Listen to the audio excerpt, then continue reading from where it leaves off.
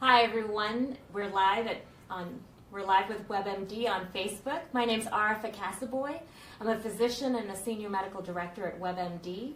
And today we are here with Jeff Fink with Go Fetch Wellness and his service dog Earl. And we're going to talk about the importance of pets in our life and our mental health. And I'll let you start speaking. Tell me a little bit about your story.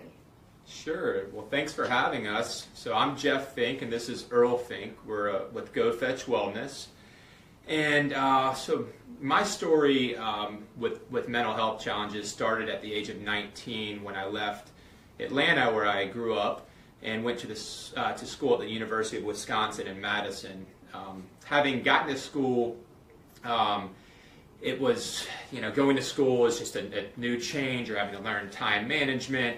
You're, maybe going out more than you should, not sleeping as well, not eating very healthy, studying, competitive environment, kind of all those things combined ended up causing me to start experience excessive sadness, difficulty sleeping, crying for no reason, and I went to see a psychiatrist, and they diagnosed me with major depressive disorder. And that was something I was told is a treatable disorder. And for me, treatment was not very simple. Over a 17-year battle with what turned into treatment-resistant depression, severe anxiety, I was tried on over 70 different combinations of drugs. That's about 31 individual psychiatric drugs, Oh, wow. Which is certainly more than most, and I would hope more than most are tried on nowadays. And I wasn't responding. I wasn't responding to traditional medications, to traditional psychotherapy. At 25 years old, I went through a series of ECT, which is electric shock therapy treatments. That didn't work. About 8 years ago, I was tried on something called TMS, transcranial magnetic stimulation. Okay, yes. Went through about 50 treatments, which is a little more than protocol on that. Also didn't work. So as you can imagine, each time a medication failed, each time a more invasive treatment failed, I lost hope. I experienced depressions that would last on average of 2 years.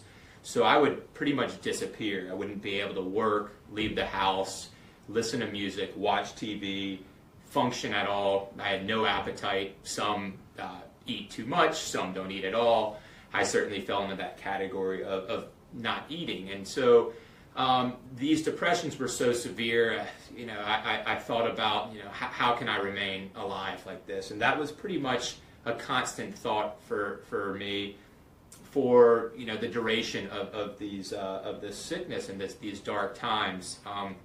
Somewhere along the way, someone mentioned, why don't you get a dog? Okay. And I said, I'm not caring for myself. How can I care for something else? Well, in the reality, this gentleman sitting down snoozing right now, when I got him 5 years ago, my life changed forever. And by getting him, I learned to take care of myself.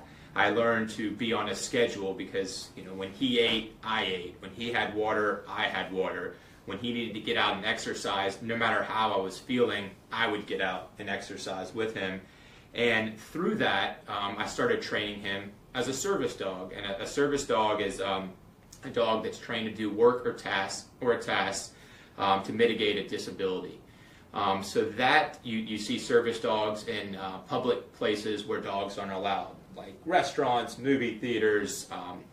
We went to the IMAX theater in Chattanooga, Tennessee, where we were living at the time, and you're around people all the time, and really teaching your dog to behave appropriately in public, but also to respond to you when you need it. And so through my what's called public access training, people started to come up to me and ask me questions. Oh, what are you training that dog for someone else? Is it going to someone that's guiding eyes for the blind, or someone that can't see? Yeah, they had no idea that it's Yeah, I mean, you can't tell.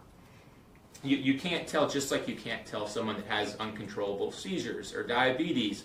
And my sickness manifests in my brain. So unless I'm visibly crying, it's hard for people to tell. But what happened was, at first I said, I'm training him for someone else. I'm going to give him away, because I wasn't being authentic. I wasn't sharing my story to be able to help break down the stigma that we face when we have mental health challenges, among other severe disorders. And so eventually I said, you know what? He's a psychiatric service dog. He helps me. And usually that would go one of two ways. It could be, okay, and then the person would walk away, sure. Or, wow, my son or my daughter has been bullied, experiencing depression. I wonder if an animal can help them. Or my mother just lost my father. She's in a retirement home. They've always had dogs. Can an animal help them? And it was just beautiful. It really opened the world up to me, and me to the world. And through that, we're out trying to end stigma of mental illness, trying to promote how animals can play a role. And that's how I'm sitting here today at WebMD. That's wonderful. Well, one of the things I wanted to ask you more about is, tell me the difference between the service dog and a therapy dog. I know that Earl is your service dog, but you go out and you go to places and help with therapy. So what's the differentiation? It's a good question. Many people confuse terms. Everyone kind of respond, oh, this is a therapy dog, and maybe they're talking about an emotional support animal or a service animal. So the biggest difference, and the kind of the simplest way to look at it, is a therapy dog is a dog that's helping